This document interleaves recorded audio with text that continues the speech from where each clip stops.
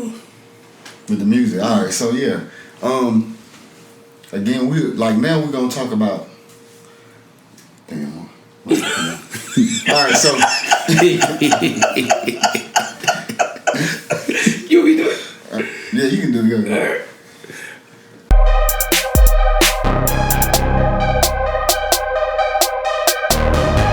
Alright, so we're going to talk about Joey Badass versus the West Coast, TDE, Top Dawg, Ray Vaughn, Kendrick Lamar, play. He didn't battle everybody, but basically the whole back and forth, we listened to all the songs and we all going to give our takes on it. Rob, you want to start us off? What you think about all the songs, Joey versus Top Dawg, TDE? Well, from my understanding, like I said, I don't really know too much about it, so I listened to what Chuck told me to listen to. So I listened to three songs from Joey. It was 3 songs from Joey, 3 songs from Ray. Ray Vaughn. 3 songs from Hitter, J3, right? Yeah, Hitter J3. And then it was AZ Chike. And then you told me about Reason. Yeah. And I listened to 1 song for Reason. I don't know how many he got out, but I listened to 1. I think it's 1. This is the way I feel. At the time when I spoke to Chuck, I had listened to I didn't listen to Reasons yet, so I listened to everybody else. I felt like I guess Joey being seasoned, I felt like he had the best bars, especially to be taking on a full ensemble like that of guys or whatever like that. Like I thought his stuff was more clever, but I think Hitter J3. I forgot which song it was though, but he had this 1 song. I ride with that. That shit was going hard, you know. Probably Headshot. I think it might have was Headshot. And so yeah, and his boss was kind of clever on that. Like I said, I'm gonna have to listen to Ray Vaughn a little bit more off of the beef type stuff to really kind of, cause I felt like his bar was kind of basic for me for the beef, you know what I'm saying, compared to what everyone else was doing, you know what I'm saying. I think he was better than AZ, but then, like I said, when I listened to Reason, and I was just like, I ride with that.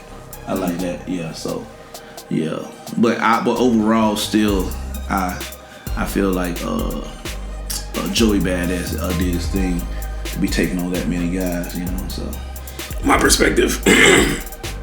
I feel like it's unfair almost because Joey got so much time and a lot of these guys are kind of new, so it's hard to get like info or stuff that happened with other people as much as it is on Joey. Joey like an easy target at this point because there's so much stuff that's happened in his career. He got so much information out on him, and it's almost like fighting a guy that they got 20 years of tape on you, but this is like you never seen him fight, but you know he good. So I just thought that was like an interesting like perspective on it because it's like they got so much information on Joey because he's been around for so long. But I did listen to Ruler's Back. When I listened to Ruler's Back, this is Joey's song. It just sounded like a traditional like New York record. Yeah. Mm-hmm. It just seemed like the rhythm of that's what New York is. I listened to the finals. I'm going over my notes just so y'all know. And when he said this is basically the biggest moment in his career. And to this moment, I never heard of the guy that he was battling. I think it was Ray Vaughn he was talking about at this time. So it was kind of like a funny point to me because I haven't heard of him until we had this conversation about him battling Joey. So I thought that was a good point. And I thought it was funny too because Joey said, at this point, I'm doing more for your career than TDE is. I thought that was a clever line because he giving him more publicity. Mm-hmm. So I thought that was dope. And he said, you crashing out for Kendrick, but I bet you ain't even got Kendrick number. I thought that shit was funny because I know like in certain circles, a lot of different celebrities I know whenever there's a top guy, a lot of people that's around don't have access to him like that. Like why you, but not saying that's actually factual, but I've seen plenty of instances being around a lot of other people where that shit be happening. Like you be trying so hard to get the top person attention and they don't even fuck with you like that. Crash Dummy, who Crash Dummy song was? That's Ray Vaughn. That was after the Ruler's Back. Okay. Crash Dummy. So I listened to Crash Dummy, and Crash Dummy, I thought there's a couple of lines that I thought was dope. He said anything past 24 hours is a shot clock violation. That was the third song. That's, right? Yeah, that's from that's from Joey Badass too. Crash Dummy. Okay, I got you. Yeah, Crash Dummy was the best one he did, yeah. Yeah, so when he said that, I thought that was a dope line. He said, you keep talking about women, but you got a daughter, don't you? I thought that was a dope line, because whenever I be hearing a lot of different rap and hip hop, I always think about my daughter. So it's like, you wilding out on women, but you got a daughter. Like, that's wild to me. I thought that was funny. But another thing that I thought about too, and I know I got a lot, but when Ab-Soul did that Big Sean and Joey thing, I wonder if Kendrick and them got mad. No, I doubt it. The reason why I say that though, because Ab-Soul just looks so broken to me. I could be wrong. He always looked like that. I know, but it just didn't. The energy didn't seem like it was a TDE move. I could be wrong. I could be tripping. But in my mind, I was thinking like, I wonder how they feel about it. I really wonder, like, what was the inside conversation about it? Like, nigga, why would you go do that? Like, if that was the case, if you needed some money or something like that, I don't know. But I feel like in a beef, if there were any feelings about that, it would have been brought up in a beef. No, but I'm saying, like, internally, like, within their camp, if they had some sort of issue with it. That's what I'm saying. But that's what I'm saying. Like, usually, like, if they feel like someone was a traitor or something, a traitor in the camp, like they would point that out. I don't think it was a real issue with that, because they were like, they would put something out about it. Yeah, it's how they feel a little bit, and betrayal. Another thing Ray Vaughn said that I thought was dope when he said, standing next to Ab-Soul ain't gonna save yours. I thought that was a dope line. He said that he called out J. Cole. Who called out J. Cole? Joey Badass. He said Joey Badass, basically to me where it started from. The West, after Kendrick and Drake beef, the West Coast was kind of fizzling. Like, Kendrick is no matter what, I think Kendrick is the flagship artist for the West Coast. Right. And so everybody was giving him props, because if you look back the last couple of years, the best albums been from the West Coast. Schoolboy Q, Vince Staples, Kendrick Lamar, and they just had the momentum. Right. So then that's when Joey said that, came out and said that, and what was the question you just asked? He said that Badass went at J. Cole. Yes. So after Kendrick didn't respond, because Joey Badass did the Rulers back, and then Ray Vaughn had a song called Crash Out Heritage. Yeah, I remember that, yeah. So, and after Kendrick didn't say nothing, Joey Badass put out an EP, and he said something about J. Cole on that EP. Oh, okay. And he said, he was like, after Doc didn't respond, you try to call Cole out, dumbass. Like, basically, you just do you clout chasing, basically. Right. Clout and so, like, I'm gonna let you go ahead and finish. No, you good. So basically, what it is, I feel like, all right, because I haven't been keeping up with Power, but I know they said Joey got written off. So to me, I feel like it's a great time for him to try to step back in the music. Again? Well, I'm not sure, but because he came back. Okay, so he might have. But so I feel like right now is a great time, because just like Ray Vaughn said, you known for the act. I mean, you're not known for the blaps, you known for the act. Right. He said, like, out of your whole freshman class, you the only one, like, you like third string, like, you haven't done. He said, and it took a West Coast nigga to get you to rap. I like that line too. I wrote that line down. Yeah, so he said it took a West Coast nigga to get you to rap, and the only reason why, like, Joey said the reason I'm doing more for you than TDE did, he said, look, I've been on TDE 5 years and it happened during COVID. You've been out 20 years and you ain't had a hit. And like now, I'm doing more for you because you hadn't had a buzz in a minute. Like, we know you for acting. And I know, like, to me, this situation almost reminds me of the LL Cool J and the Cannabis. LL Cool J was on TV and more famous. Yeah, exactly. But Cannabis was ripping him apart easy.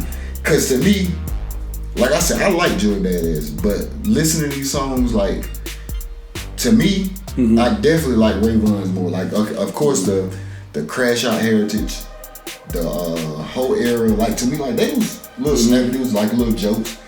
But to me, I thought it was a little bit better. I like those songs a little bit better. Joey's was nice, especially the last one. But like I said, the whole thing to me was a little bit of clout. Like you said, you trying to do a rollout. That's what it is. Now, Hitter J3, like, that's one of Kendrick's close friends' little brother. Okay. One of his friends that Kendrick rapped about, they got killed. And so when you listen to Hitter J3, you can tell he take it a little bit more personal. Because he went definitely a lot harder. It was a couple of killing bars, Yeah, exactly. Like, and he was like, like, Doc don't got to say nothing for me to do nothing, But like I said, I feel, and it's kind of crazy because I feel like it might have been some things behind the scenes that they spoke on, because I know Joey said after this we're not gonna hear from you no more. Yeah. Right, and like he hadn't put nothing else out.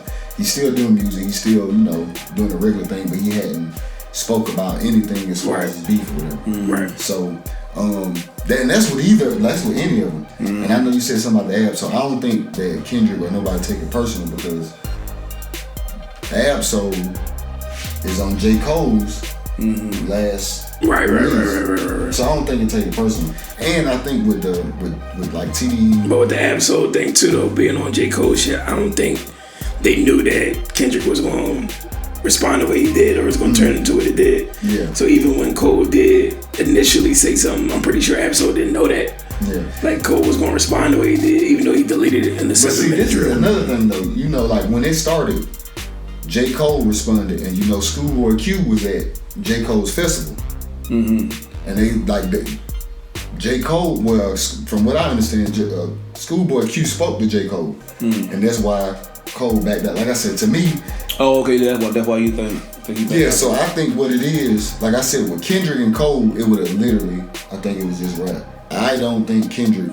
Yeah, I feel the same like way. Drake, so yeah. I think that's what it is, because Drake just touched. They use the same damn engineer. And not only that though, if it was more of that energy, Kendrick would have still said something to Cole, even if he did delete it. Like, ain't no backing up now. Come on. Yeah, but Kendrick did kind of say that. He said, no, he said, fuck apologies. I want to see y'all geeked up, because Kendrick said, to me, it's all about the competition. That's what it's supposed to be. That's what it is for him. So, but like I said, I don't think it's but like you said though, it might have been, but with Drake, that shit is personal. Yeah.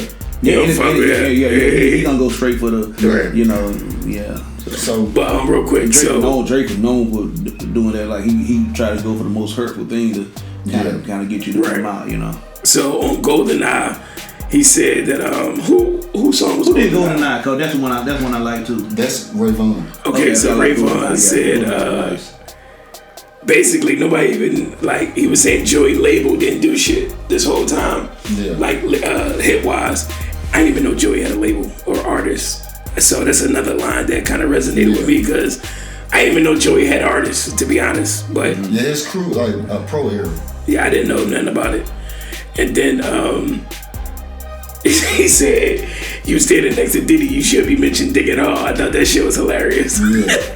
I gotta show y'all some stuff too that I saw last night. Y'all gonna laugh y'all asses. And then a different song, I forgot. He said, you let Ice Spice turn into the King of New York. Yeah. That shit was hilarious to me as well.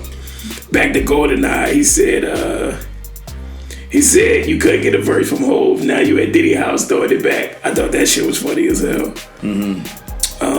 Then that's kind of my take on all the songs, but I definitely thought they was good. It was a good back and forth. Yeah. Good energy, good for the culture. And I know somebody said the South should have got it. I said nah. For who? See, this is my problem with these beats right now. Everyone expecting everybody to jump in. Beats was like, if it's between two guys, let them two guys hash it out. Everybody don't need to be jumping in. I think that might be another reason why I'm kind of on Joey Badass side a little bit more, because like it's just like, yo, he's like a kind of like a one-man army right now, trying to, Okay, so what happened with that is, on that last song that Joey put out, he said, Kendrick, let's go for it if you want some competition. But the first time he said something, he said, it's too much West Coast dick licking, right? So when you say that, anybody can respond. You to me, it was to everybody. Everybody. Because everybody did say something about that. Right. Everybody said something about that. So he just kind of jumped out the window and said too much West Coast. If you would have said Kendrick, it's just like Ray Vaughn said, Tory said something about the Drake thing. He said, but he's supposed to. He's from Toronto. I understand it. So there's nothing there. But this time, and he was like, Joey had nothing to do with this. Well, that makes a whole lot of sense too. And it could be a simple thing where he'll really calling out Kendrick, but it was a little bit too deep. And one thing you gotta know about the West Coast. Yeah, they're gonna take it personal. Yeah, but that's just like if somebody said something about the East Coast, they would have took it personal. If somebody would have said something about T.I. or said something about the South, I think. They would have came out. So I think that's what would have happened as well. Yeah. So, but who would respond from the South? Like in this situation? Yeah, I don't know. It's somebody that could. Like I would think J.I.D. I like J.I.D. No, what I'm saying is like who would have some stake in it? Like Yeah, no. All the South rappers are like party rappers right now. So it's not even that. It's just never been that thing where the South against the North or. Yeah, the South always been against South guys. So or Midwest guys. I didn't want this to take a turn. Well, like I said, Hit J3 clearly took it personally. Yeah. So